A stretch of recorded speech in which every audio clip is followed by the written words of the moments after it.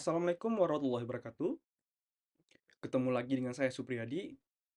Di sini saya akan menjelaskan terkait metode CRUD, yaitu Create, Read, Update, dan Delete, di mana pada metode tersebut kita akan membuat sebuah aplikasi sederhana menggunakan Android Studio.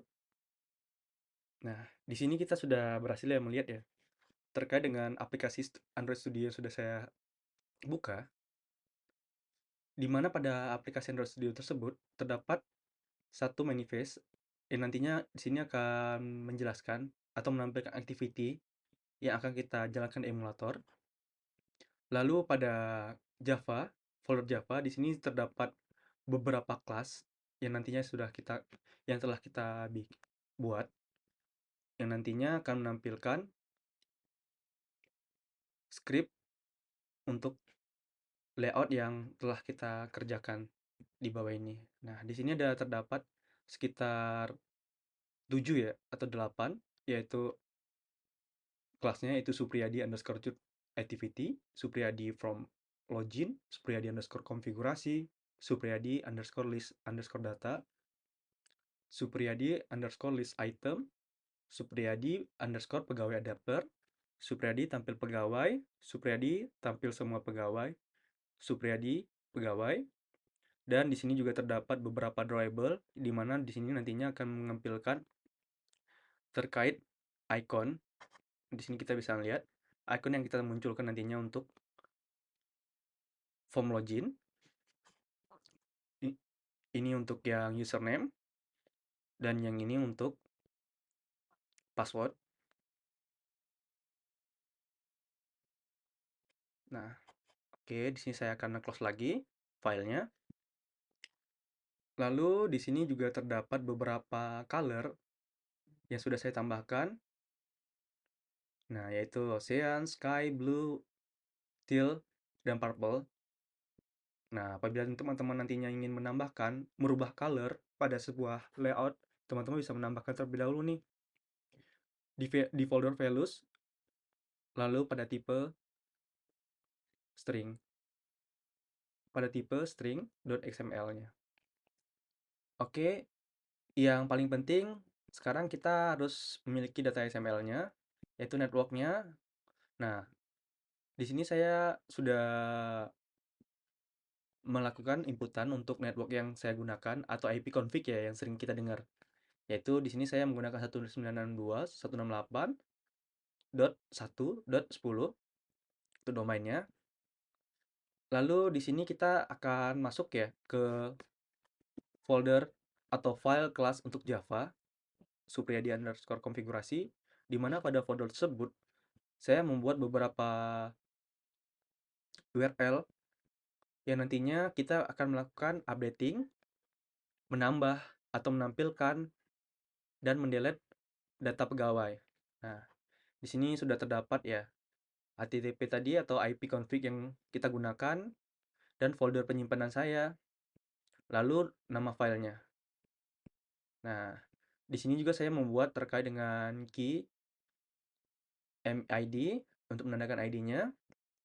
Di sini array-nya nantinya untuk menampilkan result yang ada pada yang ditampilkan untuk ID, nama posisi gaji. Di sini untuk ID saya tetap menggunakan ID, tag ID-nya, dan untuk nama saya rubah name, dan untuk posisi saya merubah dex, dan untuk tag gaji saya menggunakan variable salary. Oke. Di sini saya akan menjelaskan terkait URL yang saya buat di sini ada 5 ke dalam sebuah file yaitu PHP. Nah, di sini saya menggunakan Visual Studio Code. Di sini terdapat 5 file tadi yang teman-teman bisa lihat ya. Di mana pada file tersebut terdapat tampil PGW,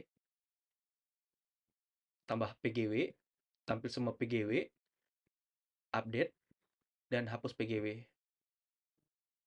Yang mana semua data tersebut akan berelasi kepada tabel T pegawai yang dikoneksi .php sudah saya buat bahwa database tersebut berada pada Supriyadi underscore Fasilkom. Nah, pada tambah PGW tersebut nantinya kita akan melakukan proses menambahkan nama, gaji, dan posisinya.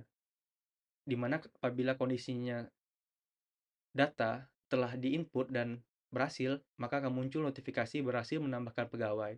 Sedangkan apabila gagal, maka akan muncul gagal menambahkan pegawai. Dan untuk tampil pegawai nantinya akan menampilkan data, yaitu data spesifik untuk yang ingin kita lihat, seperti salah satunya salah satunya yaitu Rossi dengan ID-nya 7.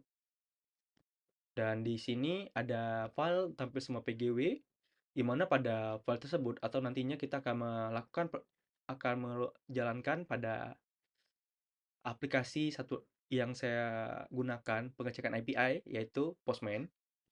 Nantinya akan menampilkan semua pegawainya. Lalu pada update pegawai, di sini kita akan melakukan perubahan terkait dengan nama yang sudah pernah kita input atau nama pegawai yang sudah kita input, lalu kita merubahnya apabila ada perubahan di sini. Lalu pada hapus pegawai, di sini kita akan melihat terkait data yang dihapus.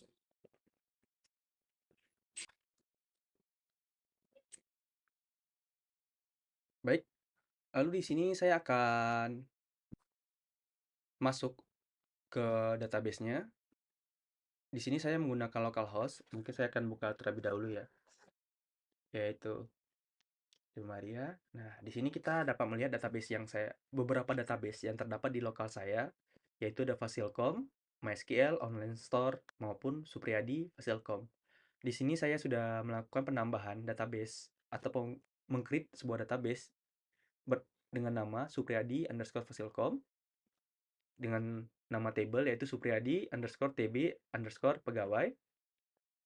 Nah, di sini teman-teman sudah bisa melihat ya, bahwa pada struktur untuk table tersebut terdapat kolom ID, nama, posisi, dan gaji. Di mana pada kolom ID nantinya itu akan auto increment, yang mana otomatis terisi ketika kita melakukan submit data tersebut. Nah, di sini mungkin saya akan memperlihatkan beberapa data ya, beberapa kondisi di mana saya sudah melakukan perubahan data dan data tersebut akan terupdate pada database. Di contoh, saya akan melakukan update di sini nih. Oke, saya buka dulu. Nah, pada kolom nomor 5, di sini kita bisa melihat nama untuk nomor 5 sudah tidak ada ya. Jadi kita rubah nomor 6. Teman-teman bisa melihat pada ID nomor 6 terdapat nama Abdullah dengan posisi Ustadz. Di sini kita akan merubah namanya menjadi Anto, manajer operasional. Lalu di sini akan muncul parameternya. ID sama dengan 6. Nantinya ini akan otomatis melakukan update data pada database-nya. Nah, di sini saya akan menampilkan. Nah, di sini kita sudah mendapatkan hasil atau notifikasi bahwa data tersebut berhasil diupdate. Coba kita refresh pada halaman localhost-nya. Nah, teman-teman bisa melihat ya, di sini sudah berhasil mengupdate nama yang sebelumnya Rossi berubah menjadi manajer Anto dengan posisi sebelumnya Ustadz menjadi manajer operasional. Oke, mungkin ini salah satu contoh yang saya lakukan. Kita akan berusaha, sekarang kita akan kembali ke Android Studio, di mana pada Android Studio kita akan menjalankan emulator untuk aplikasi aplikasi yang sudah kita kerjakan atau kita buat tadi. Nah, di sini saya akan berusaha menjalankan untuk kelas Supriyadi Crew Activity yang layoutnya. Nah,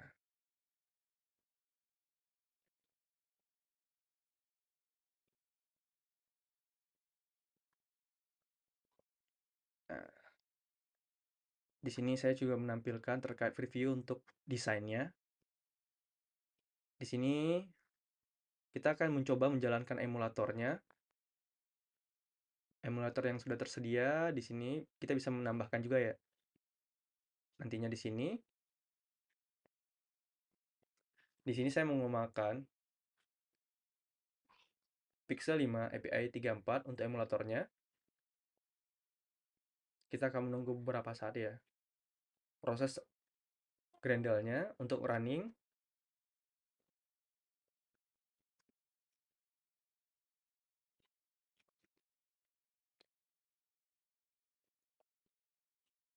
Oke, proses launching untuk device-nya sudah selesai. Di sini kita akan melihat terkait hasil yang sudah kita kerjakan.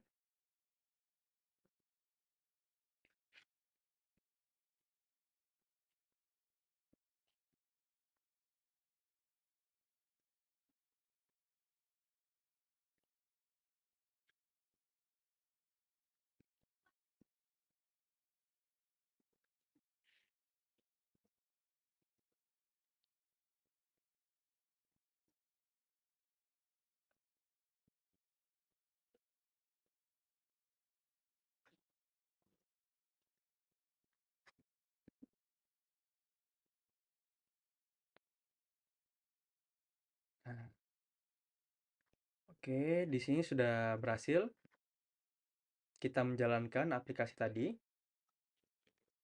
Mohon maaf, menjalankan emulatornya, yang mana pada tampilannya terdapat form login terlebih dahulu, yang nantinya kita akan melakukan inputan untuk username atau email, lalu pada kata sandinya, kita akan menginputkan passwordnya.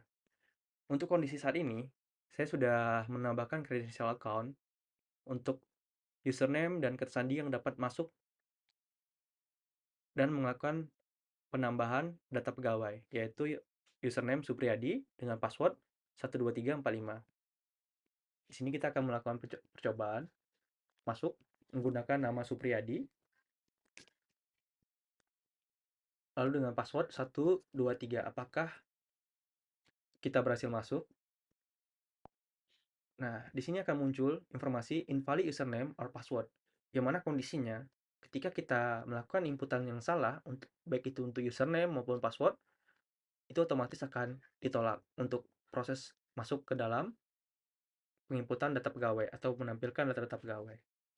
Oke, lalu saya akan melakukan inputan yang benar, yaitu 12345 dan klik masuk.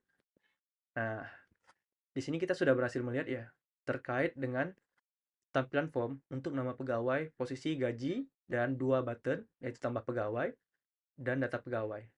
Di sini saya akan melakukan inputan untuk nama pegawainya, yaitu Rido, dengan posisi staff ADM dengan gaji 6.500.000. Oke.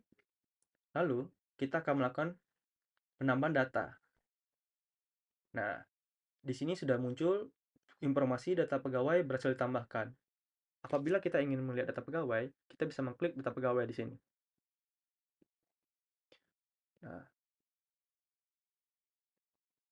oke.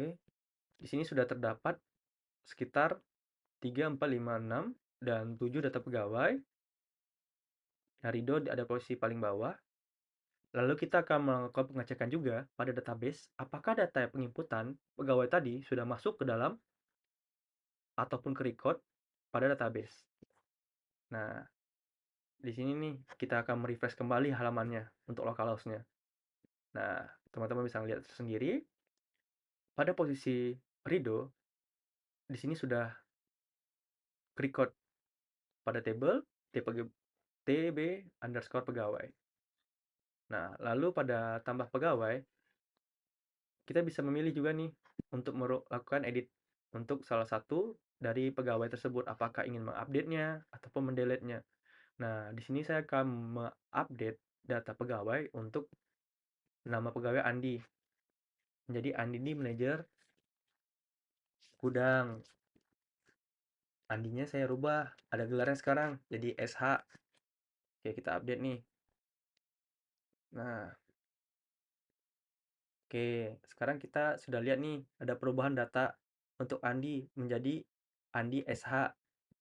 Lalu kita juga bisa merefresh halaman localhost-nya. Terdapat juga perubahan untuk Andi, yaitu Andi SH. Nah, pada API, pengecekan pada API juga kita bisa menampilkan data untuk Andi, yaitu pada endpoint tampil. Sini saya akan mengklik endpoint tampil dengan datanya, yaitu data parameter ID sama dengan 4 untuk menampilkan parameter 4. Nah, teman-teman bisa ngelihat nih, di sini sudah menampilkan data JSON untuk posisi manajer gudang, yaitu bernama Andi dengan gaji 15 juta. Nah, oke.